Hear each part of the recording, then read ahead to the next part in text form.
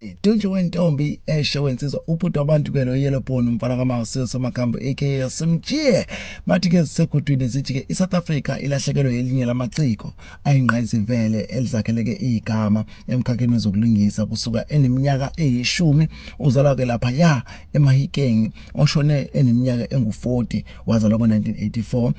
wasishiyeke unyaka 2025 okusikuwo njengamanje loyo ke nguPresley noma nguPresley Koprizi Chweneyagae. Umbiko wokudlula kwakhe ungena ngolwesibili kumhla 27 kuMay 2025 ekseni. Imbangela ayikadalulwa kuqinisekiswe ke iMLA okuyi-acting agency yakhe abengaphansi kwayo. Right, intsha yama2K yamazi kakhulu ke lapha yana ke edlala ke lapha phambili umlingiso phambili lapha kwe-movie la eqoshela eSouth Africa digital South Africa eyayibizwa ngokuthi iTsotsi okuyiyona ke le yambeka ebalazweni kungekhona ukuthi ke yathandwa ngabantu base South Africa kepha futhi yathatha iSouth Africa yonkana noma iNingizimu Afrika yonkana ebalazweni ngoba yaletha ekhaya iFirst Academy Award for iBest Foreign Language Film lapha yana ke khona waphinda futhi wavela lapha kwi-The River lapho khona edlala ke iphathi kaCobra aka Koprizi la khona futhi wabeka ke induku ebandla maningi ke amagalelo kawabamba kakhulu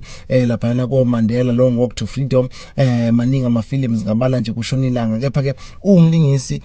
obezinikela kakhulu emsebenzini wakhe kanti futhi bene talent elisimanga baye badlulisa lapha yana ke amazwi induduza lapha kumndeni wakhe nathi yasePhosini Media TV sithi nje dudu emndenini ebantwaneni kanjalo ke labo abamthandayo kanti ke futhi nalapha umphathi wakhe uCEO of MLA okuyi-agency yakhe uthe rest in power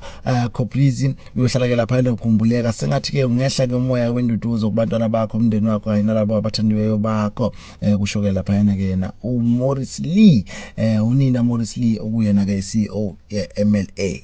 Amaqhawe awalali ke phaya guqa ngakho ke qhawe lamaqhawe sengathi uNkulunkulu angakubeka endaweni ekufanele kwelizayo. Siyabonga.